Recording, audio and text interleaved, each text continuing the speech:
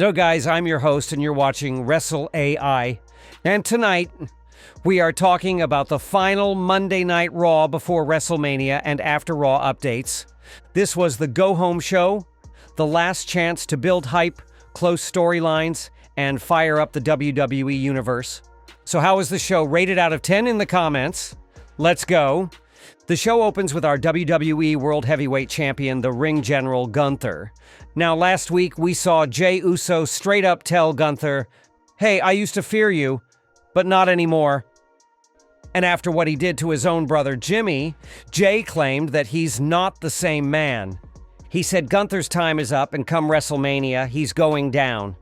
This week, Gunther walked out to a solid reaction, mostly boos, and stepped into the ring for a promo. Michael Cole was standing inside the ring with him, and bro, Gunther delivered an absolute banger of a promo, and it was short, brutal, intense, and straight to the point. He said Jey doesn't understand what's coming. He's going to brutalize him just like he did Jimmy. He even sarcastically said, "You were right, Jey. I am changing. I am gonna brutalize you at Mania, and then I'll go tell my mother about it." And that delivery, chills, bro. This is exactly how you build a world title match. Now, honestly, the promo could have been 1 or 2 minutes longer because this was Gunther's final promo before Mania. He could have added more fire. But even with this short time, Gunther proved why he's the best promo without yelling or swearing. Just intense presence. Now, this is where the show dipped a bit. Jey Uso came out for his promo, and man, the crowd was yeeting hard. 70% of the arena was just chanting yeet. Jey also asked the production team to replay his theme to yeet again. Then he cut a promo, but honestly, it felt like a repeat of last week. No new points, just I'll become world champion and I'm crashing out. Nothing impactful, and definitely not something you'd want to end your build with before Mania. Last week's promo was gold. This week, it felt off script, like WWE didn't prep him well. It didn't help the hype. It actually pulled it down. If Jey wants to be world champ, he's got to bring more fire in these key moments. Next up, Penta versus Finn Balor, a match that was actually fun to watch. Penta showed why he's such a unique, standout performer. His strikes, his timing, the crowd energy, all of it was epic. Just when things were heating up, Braun Breaker ran in and attacked Finn, which caused a DQ.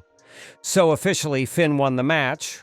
But chaos erupted. Dominic, Carlito, and Finn tried to jump Braun, but Braun hit a double spear on Dom and Carlito. He tried to attack Penta too, but Penta countered and got the upper hand.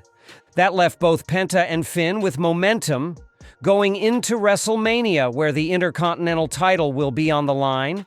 This was a solid segment, quick, chaotic, and kept everyone strong. All right, now, this was the main event, and by far the best part of the show. We first see Paul Heyman backstage, and suddenly CM Punk appears. He's mind-gaming Heyman, standing close to him, making him nervous, knowing Roman's about to arrive.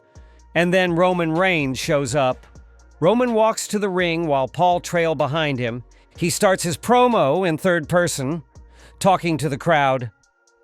"There's a guy who betrayed me. You all know who he is?" Then he turns and directly points at Heyman. "It was the wise man. He betrayed me." The crowd goes wild, chanting, "You fucked up." And Roman even tells them, "Louder. I want to hear it louder." Then he tells Heyman, "If this was a favor to Punk like you claim, why does it feel like I'm the one getting screwed?" He goes, "I don't need favors. I never asked for your help. So don't pretend you were helping me. You helped yourself. You chose your side." And then, boom, Seth Rollins' music hits. He walks out and tells Roman, "Finally, you're starting to see clearly. You're walking in the right direction." Seth tries to manipulate Roman even more. Roman looks at Heyman, then turns to Seth and says, "You made your choice, and now I've made mine." He attacks Seth Rollins. Rollins retreats, shocked. Heyman looks relieved, but then Roman shoves Paul Heyman to the ground. Heyman breaks down emotionally. CM Punk attacked Roman, and Punk tries to check on Heyman, but Roman returns and hits a spear on Punk from behind. Then Seth comes back with a steel chair, attacking Roman. Flashbacks of the old Shield betrayal come flooding in. But Rollins doesn't attack Heyman. He spares him. WWE might be hinting here that Heyman still owes a favor to Seth Rollins. Man, what a segment. 10 out of 10 storytelling, so that was the go-home Raw before WrestleMania. Was it perfect? But that main event segment? Absolute fire. Now let's talk about some other major updates. The new stage leaks from WrestleMania 41. Now, we already had an idea of what the stage might look like, but now we've got actual photos from the setup in Allegiant Stadium. Take a look at these.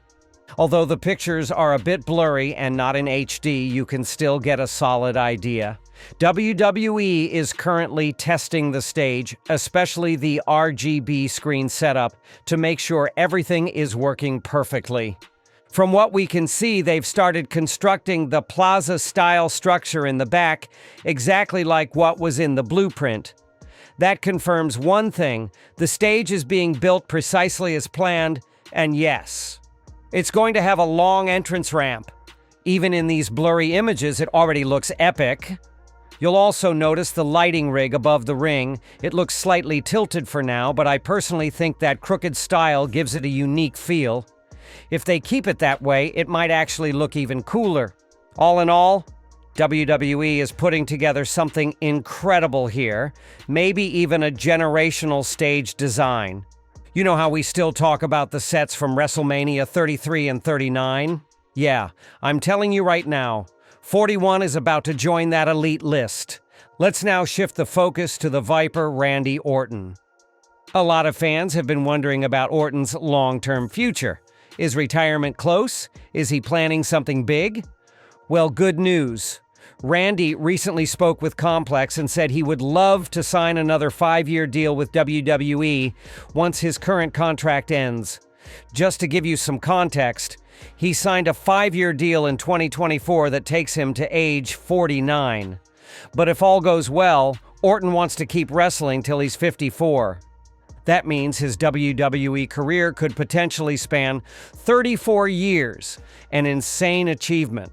Of course, anything can happen in 5 years, but if Orton feels healthy and motivated, we could be watching the Legend Killer for nearly another decade. All right, we're ending this video with one of the most intriguing stories right now: Seth freaking Rollins. On Monday Night Raw, Seth got the upper hand during the final segment and left Paul Heyman lying in the ring. But here's the twist. During his promo, Seth said the exact words, "Best for business." Now wait, why does that matter? Because that phrase has been used heavily by The Rock and John Cena recently, especially since they aligned at Chamber. And now Seth is saying it too? Very interesting. Not only that, Rollins posted a cryptic Instagram reel with a thinking emoji and a voice clip that asked, "Would you sell your soul to join The Rock and John Cena?" And Seth replied, "My soul's already for sale." Guys, this could be major. Is Seth Rollins slowly teasing a heel turn? Could he actually join forces with Rock and Cena? We don't know for sure yet, but this definitely looks like a slow burn storyline, and WrestleMania is the perfect place for a twist like this. Also, rumors are flying that Paul Heyman might secretly still be aligned with The Rock. So imagine the shock if Rollins and Heyman both turn heel and side with The Rock. I'm just saying, keep your eyes wide open. So guys, that wraps up today's Wrestle AI update. Drop your thoughts in the comments. If you enjoyed the video, like, share, and subscribe to the channel. Well, I'll catch you in the next one. Till then, goodbye. And thanks for watching Wrestle AI.